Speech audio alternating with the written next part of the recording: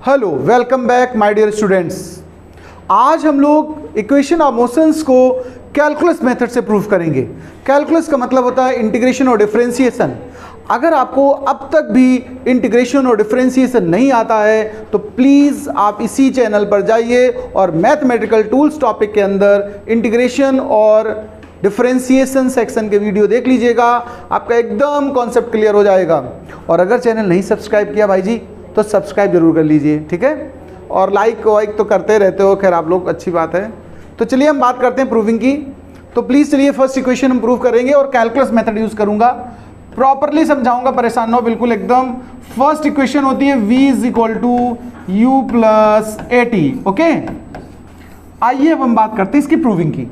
एक बात समझिएगा, मैंने देखा है ऑब्जर्वेशन करते समय क्लास में, जब एग्जाम होते हैं ना, मैं ड्यूटी करता हूँ तो मैं देखता हूँ कि बच्चे करते क्या हैं, जैसे पीछे वाला आगे वाले को पेन से कोच रहा होता है और कहता है बताओ फोर्थ ए किया तुमने, तो आगे वाला कहता हाँ किया तो है, तो कहता बस स्टार्टिंग बता दो भाई जी, अब बात बाकी मैं कर लूँगा, मुझे आता था, मैं बोल रहा हूँ स्टार्टिंग कहाँ से।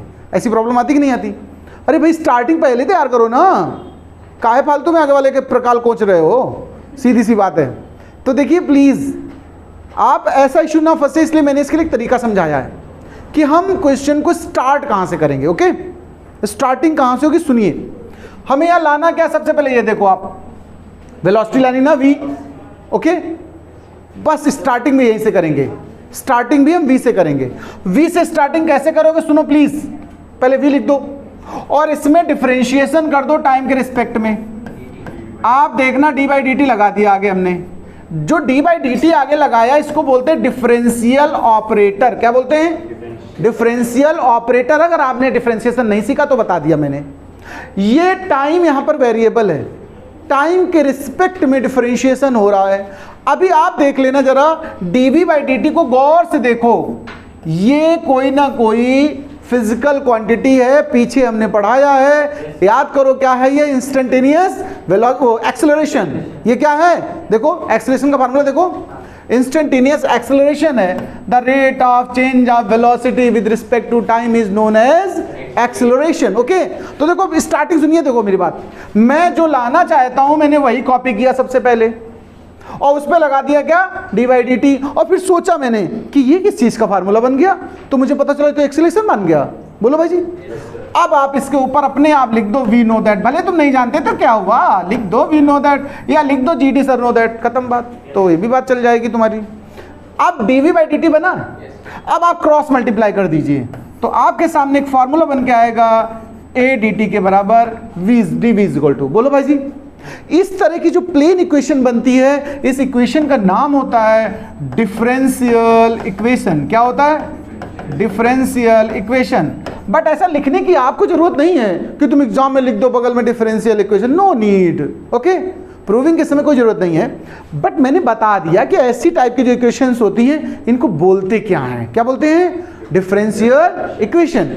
इसको जब सॉल्व करना होता है, इक्वेशन है तो सॉल्व करनी है मुझे, सॉल्व करने के लिए हम करते हैं क्या, इंटीग्रेशन बोथ साइड कर देते हैं। इंटीग्रेटिंग बोथ साइड, दोनों तरफ हम लोग इंटीग्रेट करने वाले हैं। तो चलो आओ इंटीग्रेट करते हैं। इंटीग्रेशन उठाने वाला हूं इसलिए मैंने कलर चेंज कर दिया है, तो चलिए इसको रंगबाजी के साथ करते हैं, कलर बदल करके, इंटीग्रेशन dt। अब सुनिए मेरी बात, इंटीग्रेशन के दो पैटर्न होते हैं। Integration have two types, first and second. एक होता है डेफिनिट इंटीग्रल, पढ़ लीजिएगा मैथमेटिकल टूल्स में मैंने बताया वैसे।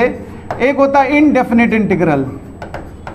दोनों का मतलब समझना, जब हम डेफिनिट इंटीग्रल लेते हैं तो हम लोग लिमिट लगा देते हैं ए टू बी, और जब इनडेफिनिट लेते हैं तो लिमिट नहीं होती, वहां एक कांस्टेंट प्लस किया जाता है। इसमें जब लिमिट वाले होते हैं तो कांस्टेंट नहीं करते हैं, इंटीग्रेशन में प्लस नहीं करते हैं कांस्टेंट। यहां हम लिमिट वाले यूज करने वाला हूं मैं। देखो ये वेलोसिटी है ना, यहां पर लिमिट्स फाइंड करने का बहुत तरीका आसान है। यहाँ क्या लिमिट होगी, लोअर क्या अपर होगी, इस पे जानने के लिए आप देखना डी किसके साथ चिपका हुआ है। डी की दोस्ती किसके साथ है? वी के साथ। एलएचएस में देखो डी किसका जुड़वा तिड़वा जो भी कह दो, ये डी किसका चिपका हुआ, चिपकू है, बताओ, वेलोसिटी के साथ चिपकू है। तो भाई जी वेलोसिटी की तुम्हें चाहिए लिमिट, और वेलोसिटी की शुरू देखो, लिमिट्स नीचे वाले को लोअर बोलते हैं, क्या बोलते हैं, और ऊपर वाले को अपर बोलते हैं। लोअर लिमिट मतलब इनिशियल लिमिट, शुरुआती वैल्यू, शुरुआती लिमिट वेलोसिटी की, इनिशियल वेलोसिटी क्या होती है u, तो लिमिट क्या मिल गई तुम्हें u, और फाइनल वेलोसिटी कितनी होती है v। ये वेलोसिटी की लिमिट्स आ गई। क्या समझ में आया है? अब आप देखना टाइम की, और टाइम शुरू कहां से करते हो हम लोग? जीरो से। पैदा हुए तुम बट से, तो जब पैदा हुए उस समय तुम्हारा टाइम कितना हुआ? जीरो। धीरे धीरे सेकंड सेकंड सेकंड बढ़ता चला गया, एक दिन बर्थडे आ गया कि नहीं आ गया? हैप्पी बर्थडे टू यू, और मम्मी पापा खुश हो गए कि बच्चा 1 साल का हो गया। लेकिन बच्चे का 1 साल कम हो गया कि नहीं? अब मम्मी पापा कैंडल जला के बुझा रहे हैं, अरे भाई ना जलाओ, बुझाओ यार, कैंडल का मैटर ही खत्म करो, अपना टीका करो, दूध पिलाओ, तिल डाल के, जय भगवान है, बोलो वृंदावन बिहारी लाल की। तो बात आगे करते हैं फिर तो यहाँ पर टाइम लिमिट शुरुआत की थी 0 से, जब पैदा हुआ और 1 साल हो गया पूरा, तो टी लिख दिया उसको टाइम। अब आगे बढ़ेंगे। अच्छा देखो, ये मैंने इंटीग्रेशन जहाँ सिखाया है, टूल्स में आप जाइएगा, एक फार्मूला वैसे होता है x to the power n dx। मैं साइड में इसलिए बता दे रहा हूँ कि बाय द वे कोई आलसी बच्चा बैठा हो सामने उस तरफ, वो को बताओ हम टूल्स खोलें, फिर उसमें इंटीग्रेशन देखें, फिर उसमें डिफरेंशिएशन देखें, तो बड़ी समस्या पैदा हो जाएगी। तो x to the power n का जो इंटीग्रेशन होता है, ध्यान रखिएगा, पावर हमेशा एक एक्स्ट्रा हो जाएगी, और जो पावर फाइनल बनती है वही नीचे डिवाइड में आती है। अगर विदाउट लिमिट वाला होता है तो प्लस c लगाते हैं, लिमिट वाला है तो कांस्टेंट नहीं लगाते, बस ये फर्क है। अब जैसे इसी जगह हम सिखा दे रहे हैं इंटीग्रेशन थोड़ा सा, सिर्फ ये सब ये जो साइड में इधर मैं काम करता हूँ किसके लिए करता हूँ पता है? जो आलसी टाइप के लोग होते हैं उनके लिए, ये आलसी लोगों के लिए काम हो रहा है, ठीक है। तो चलिए देख लीजिए जरा, अगर मान लीजिए पावर 2 लगी होती, सपोज करिए, तो इंटीग्रेशन क्या होता बताओ? अच्छा, एक पावर बढ़ जाती, तो कितनी हो जाती? x की पावर 3/3 हो जाता। अच्छा, अगर x ही अकेला होता तो इसकी पावर 1 लेट करोगे कि नहीं करोगे? तो इसका इंटीग्रेशन क्या होता जरा बताओ मुझे? x²/2। अच्छा, वो भी नहीं होता, केवल dx लगा होता सपोज करिए, तो इसके मल्टीप्लाई में 1 लेट करोगे कि नहीं करोगे बताओ? और 1 का मतलब होता है x की पावर 0। क्या होता है? और x की पावर 0 का जब बनाओगे तो 0 + 1 करोगे ना, तो क्या बन गया? x, और बाई 1 कर दिया तो x ही तो आया। तो सिंपल dx अगर इंटीग्रेशन के साथ है तो उसका इंटीग्रेशन क्या बना? x। और अगर x dx है तो x²/2। अब इसी में मैं टाइम के साथ समझा देता हूं। अगर सिंपल dt होता सपोज करिए, तो पता क्या होता इंटीग्रेशन? t। Very good. और अगर t dt होता तो क्या होता? t²/2। अरे तो बहुत होशियार बालक हो गए हमारे यहाँ, बस क्या दिक्कत है। चलो आओ फिर वापस। तो प्लीज सुनिए, इधर dv है जैसे, तो जब x देखो dx था तो x हुआ, dt था तो t हुआ, तो dv का इंटीग्रेशन क्या होगा? v। क्या हुआ? v। ओके, जब इंटीग्रेशन कर लेना तो लिमिट्स को बैक साइड लिख देना यहां पर इस तरह से। कोई डाउट? अच्छा, इसके बाद यहाँ a लिख दो। अच्छा, इसका भी करते, dt तो यहाँ भी है, तो t हुआ कि नहीं हुआ बताओ? अच्छा फिर 0 से t लगा दीजिए। लिमिट कैसे अप्लाई करते हैं, एक और प्रॉब्लम आ गई। तो लो इंटीग्रेशन की एक और प्रॉब्लम देख लेते हैं, लिमिट कैसे अप्लाई होती है, तरीका समझना। जैसे सपोज करिए कोई फंक्शन है f(x) और dx लिखा है, लिमिट a टू b है, तो पहले आप इंटीग्रेशन करोगे f(x) का। तो मैंने सपोज कर लिया कैपिटल f(x) आ गया इंटीग्रेशन, कोई नया फंक्शन आएगा, मतलब साइन का इंटीग्रेशन किया तो cos आ गया, ऐसे नहीं आ जाता जैसे, तो कुछ नई चीज आएगी। लिमिट्स जो है इनको बैक साइड लिख दो, a से b, ऐसे। पहला स्टेप, सबसे पहला स्टेप क्या किया? इंटीग्रेशन किया। फिर जो रिजल्ट आएगा उसमें जब लिमिट लिखोगे तो बैक साइड लिखोगे, आगे का साइन हट जाता है। फिर पहले अपर लिमिट अप्लाई करते हैं x की प्लेस पे, तो x की प्लेस पे b लगा दो, फिर माइनस लगा दो, फिर x की प्लेस पे a लगा दो। ये पैटर्न है। एक एग्जाम्पल देखो, हम बताना चाहते हैं आपको, एग्जाम्पल से समझ लो जिससे कि अच्छे से इंटीग्रेशन आप समझ पाओ। जैसे सपोज करिए मैंने इंटीग्रेशन का साइन लगाया, 0 से लिमिट लगा दी π/2। π/2 मतलब समझते हो? 90 डिग्री। ओके, और यहां लिखा था साइन x dx। अच्छा, मैं पूछूं आपसे, साइन x का इंटीग्रेशन होता क्या है? Minus cos x। No, sine का डिफरेंशिएशन cos और cos का डिफरेंशिएशन माइनस साइन, तो साइन का इंटीग्रेशन माइनस cos। तो इसका इंटीग्रेशन कंप्लीट हुआ माइनस cos x, और जब इंटीग्रेशन हो जाता है तो लिमिट बैक साइड लिखी जाती है। स्टेप समझ लीजिए, जानबूझ के मैं ऐसे करा रहा हूं जिससे आप अच्छे से जान पाओ। फंक्शन देखो था sin x, इंटीग्रेशन क्या हुआ उसका? Minus cos x। लिमिट जो यहां होती है उसको कहां लगा दिया? पीछे साइड। अब पहले अपर लिमिट लगानी तुम्हें, देखो मेरी बात सुनिए, माइनस पहले से है तो लिखा रहने दीजिए।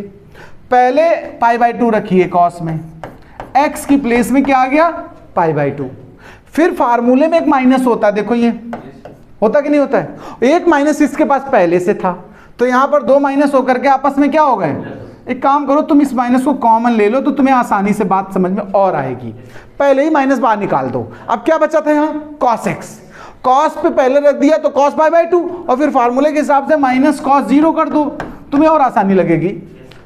अब ये बाहर वाला माइनस अंदर ले जाओ, तो जब बाहर वाला माइनस अंदर ले जाओगे तो ये वाला हो जाएगा माइनस cos π/2 और ये हो जाएगा प्लस का cos 0। अच्छा cos π/2 मतलब 90 डिग्री, cos 90 की वैल्यू किसी को पता है 0 होती है और cos 0 की वैल्यू 1 होती है, तो रिजल्ट क्या आ गया 1। ऐसे लिमिट अप्लाई की जाती हैं। तो चलिए मैंने लिमिट अप्लाई करना भी सिखा दिया, वैसे ये सब टूल्स का काम था बट मेरा मन था बताने का तो मैंने बता दिया आप लोगों को। अब वापस क्वेश्चन पे आते हैं, ठीक है। तो पहले v की प्लेस में अपर लिमिट यानी अपर लिमिट भी v है, तो v को v से रिप्लेस करा दिया, फिर माइनस v को किससे रिप्लेस करा दिया u से। पहले अपर रख दिया और लोअर में क्या लिखा u, तो v को रिप्लेस करेंगे u से। इधर देखो ये तो बाहर लिखा रहने दो, टाइम को टाइम से रिप्लेस कराओ, फिर टाइम को 0 से रिप्लेस कराओ। तो अब इक्वेशन क्या बनने वाली देखो, v minus u is equal to 80। एक बार इसको फटाफट समरी कर लेते हैं क्योंकि उधर इंटीग्रेशन समझाने की वजह से इधर उधर बाद में दौड़ते रहे, तो थोड़ा पूरा फटाफट सुन लीजिए एक बार फ्लो में। सबसे पहली इक्वेशन हमारे पास क्या है, v is equal to u plus 80 है कि नहीं है। इसमें मुझे स्टार्टिंग कहां से करनी है, इसका तरीका सिंपल कि जो ला रहे हैं वही पहले लिख दो v, फिर आगे dy/dt लगा दो, फिर सोचो कोई फार्मूला बन चुका होगा, वो बना है यहाँ पर a का, क्रॉस मल्टीप्लाई करो dv is equal to a dt, और ऐसी इक्वेशन को क्या कहते हैं डिफरेंशियल इक्वेशन। और डिफरेंशियल इक्वेशन सॉल्व करने के लिए करते क्या हो, इंटीग्रेशन। इंटीग्रेशन के साइन दोनों तरफ लगा दिए, लिमिट फाइंड करनी है। यहाँ d किसके साथ चिपका हुआ है v के साथ, और v की लोअर लिमिट क्या होती है इनिशियल वैल्यू u, फाइनल क्या होती है v। टाइम कहाँ शुरू होता है 0 से, पहुंचाया कहाँ तक होता है t तक। dv का इंटीग्रेशन होता है v और dt का होता है t। लिमिट से जो पीछे इधर लिखी थी वो पीछे साइड लिख दी दोनों में, देखो। फिर ऊपर वाली लिमिट यहां रख दो, तो v को v रखोगे, देखो v को v रख दो तो v आ गया, फिर माइनस लगाओ v को फिर u कर दो, नीचे वाली वैल्यू इसकी जगह आ जाती है ये। यहां t को t रखा पहले तो कोई फर्क नहीं पड़ा, फिर माइनस, फिर t को क्या रखा 0, सिंप्लीफाई कर दिया। मुझे लगता समझ में आ गया होगा आपको। फर्स्ट इक्वेशन प्रूव हो गई, सेकंड करेंगे आगे। चलिए फर्स्ट इक्वेशन आप सीख गए हैं मुझे लग रहा है। अब हम लोग सेकंड इक्वेशन पे आते हैं। सेकंड इक्वेशन क्या, सुन लीजिए जरा, s is equal to u t plus half a t square. Okay, अब हम लोग इसको प्रूव करने जा रहे हैं, ठीक है। बात वही आ जाती है फिर से कि बिगिनिंग कहाँ से होगी, क्वेश्चन स्टार्ट कहाँ से करें आप। तो उसके लिए मैंने आपको तरीका सिखा दिया कि स्टार्टिंग हमारी उसी जगह से होगी जो हमें डिटरमाइन करना है। हमने सबसे पहले क्या लिखा s। अब आप गेस करिए पिछले क्वेश्चंस में हमने क्या सिखाया था, इसके बाद क्या करना था बताओ। d/dt आगे मल्टीप्लाई कर लीजिए, देखिए। फिर आप इमेजिन करिए कोई फार्मूला होगा, ये सोचिए जरा, काय का फार्मूला, वेलोसिटी, इंस्टेंटेनियस वेलोसिटी। तो इस तरफ क्या लिख दीजिए आप v। अब आप क्या करेंगे, ऊपर लिख देंगे वी नो दैट। क्या लिख देंगे, वी नो दैट, बस। अब क्रॉस मल्टीप्लाई कराया था, याद है, वही स्टेप्स पूरे रिपीट हो रहे हैं। ds is equal to v d t. फिर आप क्या कर दीजिए, इंटीग्रेशन कर दीजिए both side, integration both side. फिर आप क्या करेंगे, देखो साइन लगा दें, ds v बाहर कर दो, अंदर ही रहने दो, बाद में रखेंगे बाहर बाहर, ठीक है, v और dt। अब सुनिए मेरी बात, लिमिट फाइंड करनी, मुझे क्या फाइंड करनी है, लिमिट्स। यहां पर क्या लगा है, किसके साथ d चिपका हुआ है, s के साथ, डिस्टेंस के साथ। इनिशियल डिस्टेंस 0 और चलते चलते ऑब्जेक्ट हमारा सपोज करो s डिस्टेंस कवर कर चुका है। यहां d किसके साथ चिपका है, टाइम के साथ। टाइम इनिशियल कहां से होता है और पहुंचता कहां तक, थोड़ा ऑब्जर्वेशन पे गौर करिए प्लीज। यहां सिंगल टर्म है, यहां पर कितने टर्म है, देखो यहां पर 2 टर्म है, मतलब हमें यहाँ थोड़ा स्प्लिट करना है। स्प्लिट करने के लिए आपके पास एक ऑप्शन है कि v is equal to u plus a t होता है। क्या होता है बताओ, होता कि नहीं होता, v is equal to u plus a t. रख दो यहाँ पर, देखो भाई जी। तो अभी इंटीग्रेशन नहीं कर रहा हूँ मैं, बस वैल्यू लिख रहा हूँ 0 से t। यहाँ v को आपने रख दिया u प्लस AT स्प्लिट हो जाएगा हमारा आसानी से, और DT जो पीछे लिखा था वो लिखा रहने दीजिए। अब इसको अंदर मल्टीप्लाई कर दीजिए, 0 से S ds, देखो इंटीग्रेशन लगाओ 0 से T u dt plus A बार ले लो 0 से T और T dt, इतना बनेगा आपका पहला हिसाब। अब हम इसको सिंप्लीफाई करने वाले हैं। ds का इंटीग्रेशन क्या होगा बताओ भाई, s होगा, लिमिट पीछे लगा दो, u तो बाहर लिख लीजिए, dt का इंटीग्रेशन क्या होता है t, और 0 से t यहाँ लगा दी। सुनिए इस जगह पर t dt है, मैंने आपको अभी जहाँ पीछे इंटीग्रेशन कॉन्सेप्ट सिखाया था x और dx होता है, तो इसका लिखते हैं x स्क्वायर बाई 2। तो t और dt का क्या लिखोगे फिर तुम, टी स्क्वायर बाई 2। ओके, ये हमारा इंटीग्रेशन का फॉर्मूला है। तो यहाँ a तो बाहर लिखा रहने दीजिएगा, इसकी वैल्यू हो गई टी स्क्वायर बाई 2, यहाँ 0 से t लगा दीजिए। अब आप लिमिट अप्लाई करिए, s को s से रिप्लेस कर दिया, फिर s को 0 से, t माइनस 0 प्लस a, अब t को t से रिप्लेस कर दो और फिर 0 से रिप्लेस कर दो। अब देखिए s is equal to u t plus, ये हाफ आगे लिख दो, देखो AT स्क्वायर। क्या इक्वेशन प्रूव नहीं हुई क्या? कोई ज़्यादा डिफिकल्ट लगा? चलिए हम लोग थर्ड इक्वेशन और प्रूफ करेंगे और हेल्प लेंगे हम लोग कैलकुलस मेथड की। थर्ड है क्या, जरा देख लीजिएगा।